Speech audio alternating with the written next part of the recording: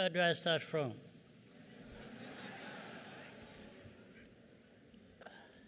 So to our ambassador, with all the kind words and everything, let me say, maybe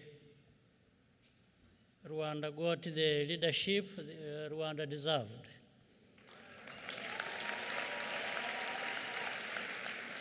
And I'm saying this to remind all of us that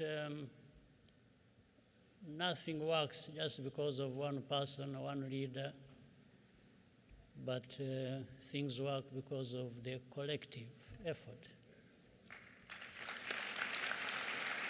So for Rwanda to deserve, as I said, the leadership they got, it's indeed because Rwanda and Rwandans together have done things that therefore they deserve to be moving in the right direction. So thank you.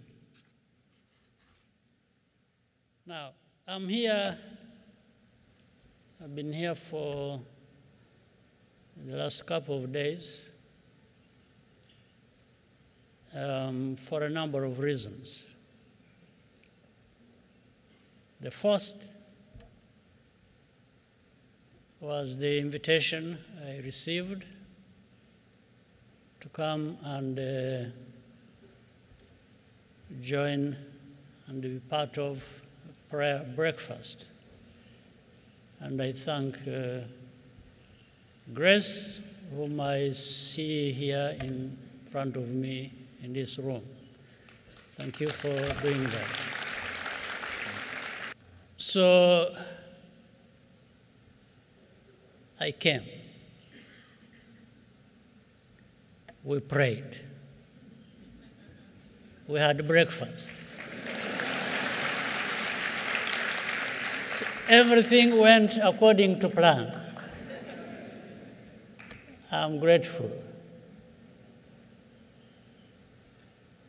But coming here for prayer breakfast gave me a number of opportunities. One was to meet many other people here in the United States, public and private people who serve in those capacities. I also met, well, this time I'm meeting Rwandans from across the world, I should say.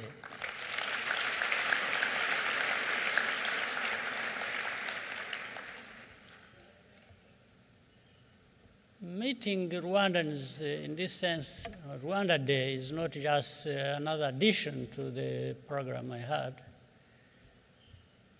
It's a very important part of why I had to come here, even to answer the invitation I received for prayer breakfast. Because I normally, even for just Rwanda Day on its own,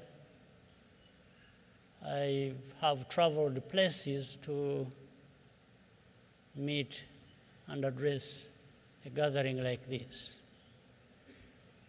So all those were very important tasks for me to carry out while I was here.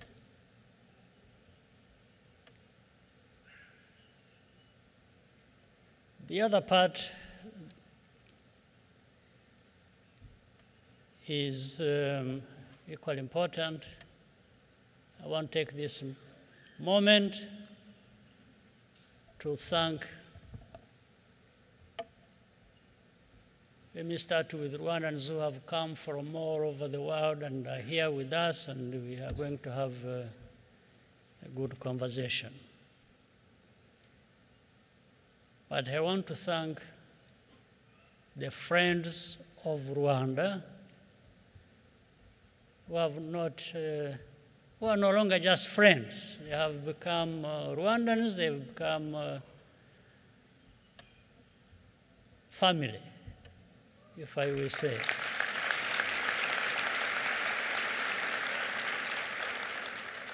There are those who have just spoken to us. Senator Inhofe, Pastor Rick, and there are many others sitting here in this audience that I have seen and can see now, and others.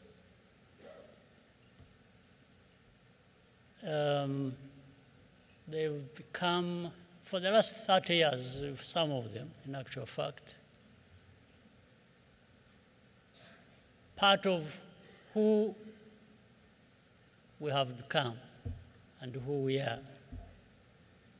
So I wanted to thank you.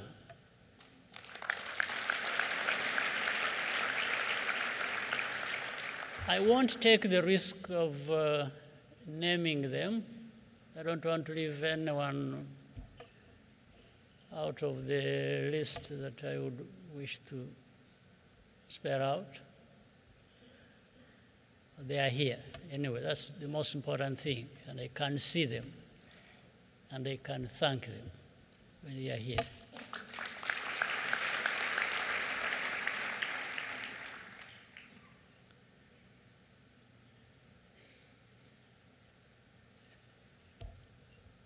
So there are things that happened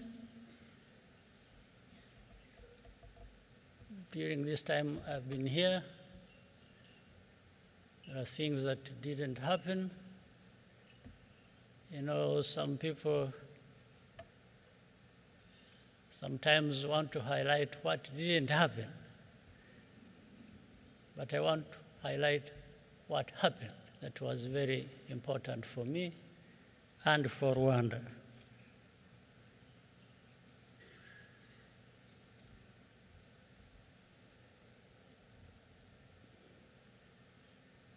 Our journey has been quite long and trying, difficult.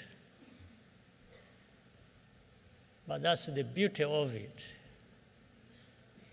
that we are where we are through those difficulties. We have endured, we have survived. We want to do just as much to be better human beings, to be where we want to be. Some people in other parts of the world have taken for granted. We will be there, no matter what.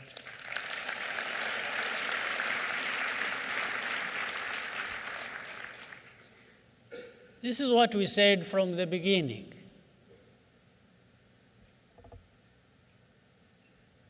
"30 years ago, now we're covering 30 years since the worst tragedy in our country. But we believed.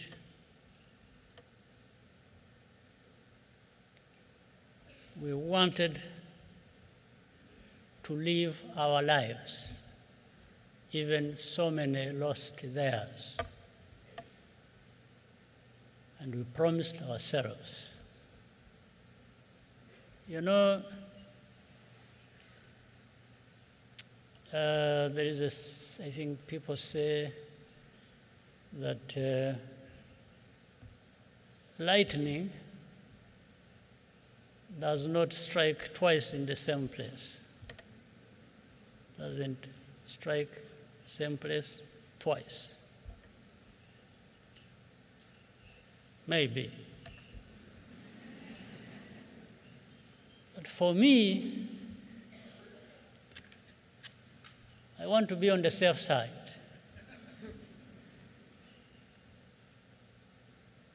I would rather make sure and prepare for a situation where Rwanda, that was struck once badly in '94, will not be struck again.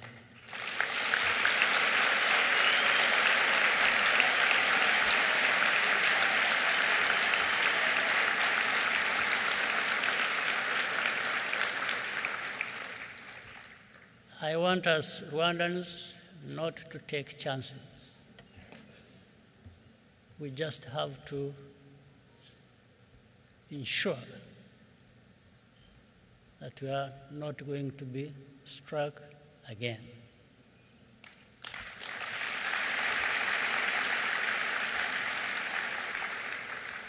And that is possible. We just have to prepare our defenses, build our capacity. You know, with the lightning, which I was giving the example of,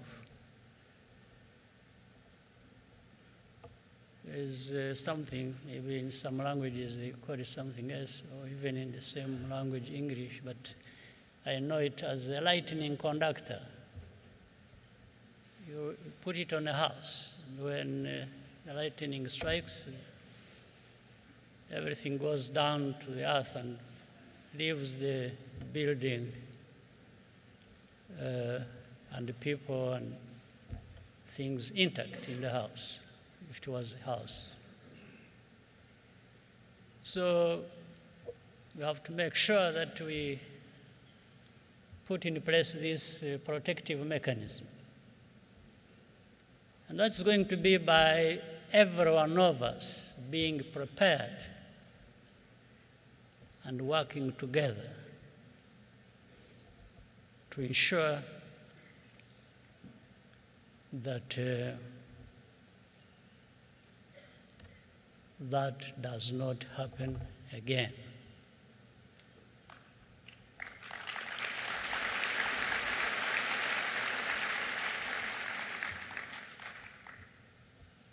Earlier, the young lady mentioned something, and I quickly, to my mind, I knew where the story came from. Somebody must have let out our conversation, which was a bit private, and I know it must have come from Masai, who I'm seeing in the crowd. What he didn't tell you was that apart from scratching my head, I was busy turning my pockets and wondering where the money is going to come from. But nonetheless, even then I was convinced all that is possible.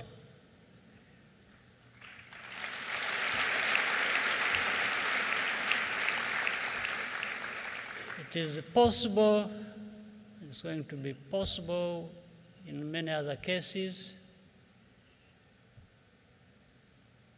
because of what I said earlier, just working hard, preparing ourselves, learning lessons from our past and history, building on that, moving ahead into our future, which must be better than our past.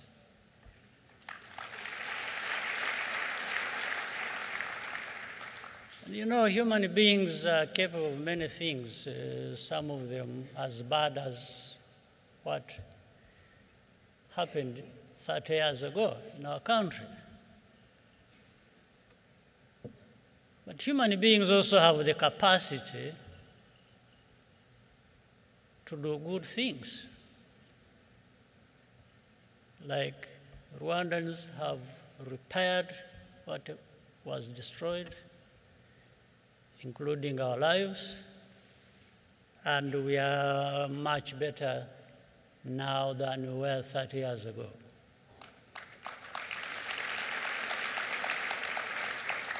We just have to keep going. I was going to say, don't relax, but I want you to relax. Only that remember that while you relax, you also, parallel to that, you need to be doing the right things, the right way, and the right speed. All right?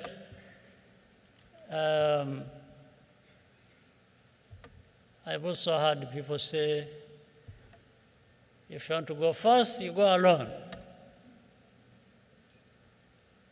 If you want to go and reach far, you have to go together. You know, I want us to go together, but I want us to go fast and reach far, both of them. I don't think there is any contradiction. You can go far and fast at the same time. That's what our situation compels us to do, and we must think like that. We must be able to do things and move fast, but we want to go far at the same time. And we really have ourselves either to blame or to thank for succeeding. Nobody else. Don't blame. If Rwandans fail, don't start looking for excuses and say, you know, somebody somewhere, and then you start talking about colonial times, you start talking about, no. Those are over, behind us. So don't let's not use an excuse. We must, though of course in our region and we see on our continent, we still have a lot of problems to overcome, but they can be overcome. There's no question about it. And we need to keep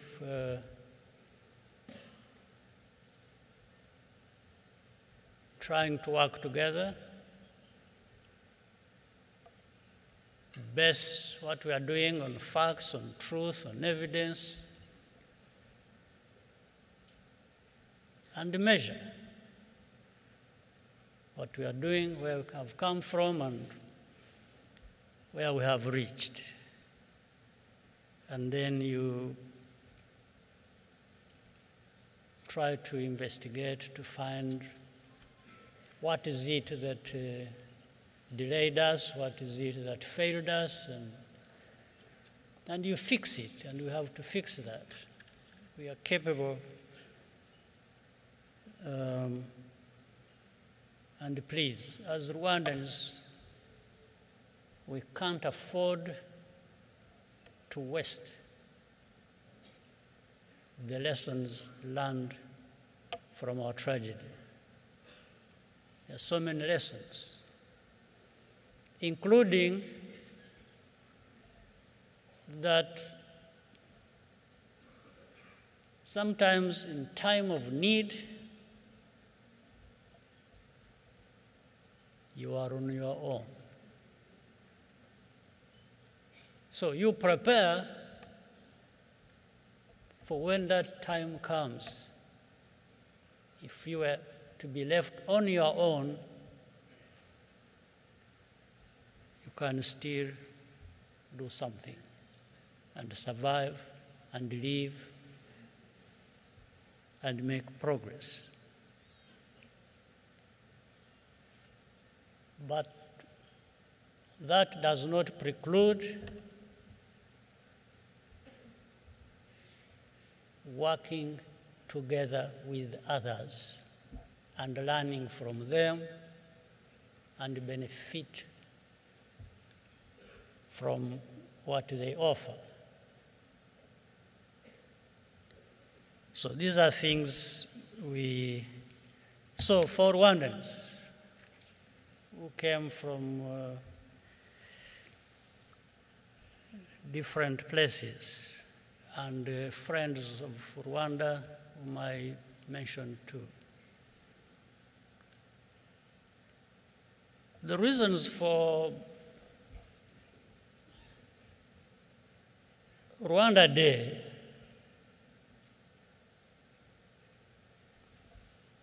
to start with is to make sure that every Rwandan who is outside of Rwanda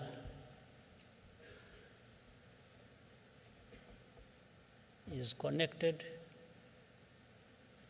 with his or her home wherever they are.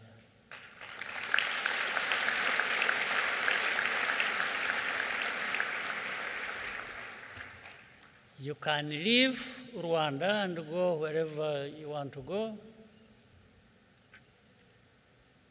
but Rwanda should not leave you.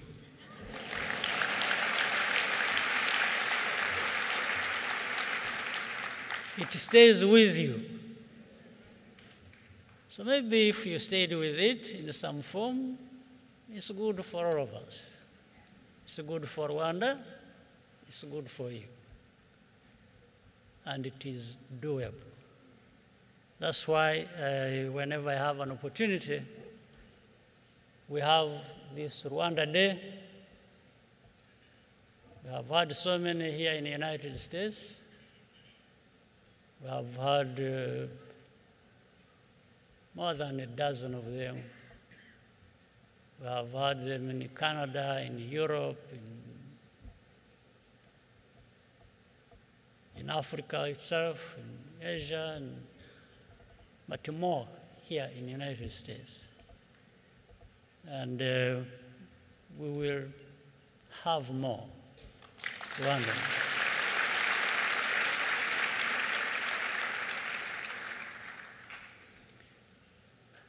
So we are here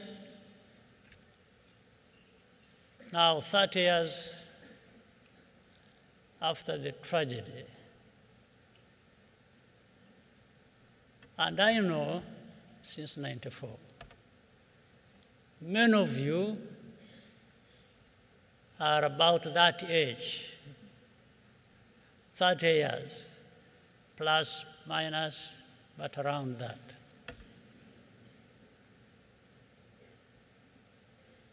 I want to ensure that we understand that our future, your future,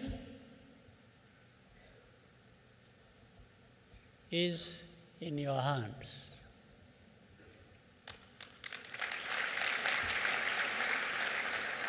The young people of our country, we want to be able to rely on you, to believe in you, to get a sense that you've been brought up in a manner that is going to be meaningful and to put Rwanda in a place where it deserves to be. It's upon you. Those are choices that you have to make. And I don't see why you wouldn't make those good choices that will enable it to happen as we want it. So those in business, in politics, in philanthropy, in faith organizations and different things, we welcome you. We thank you for many things you're already doing, but we have to be aware there is more to come. There is more expected from all of us. So that's the pleasure of being here and thanking you for what you're already doing and urging you to do more. Asking you to do more isn't like making you feel that what you're doing is a thankless job, but just the reality of our situation and what is expected of us. So, and I said, where do I start from? I'm now struggling to find a way of ending this one. But I want to once again thank you. I think we have another part where we're going to have a conversation. And I hope we all enjoy that part as well. God bless you.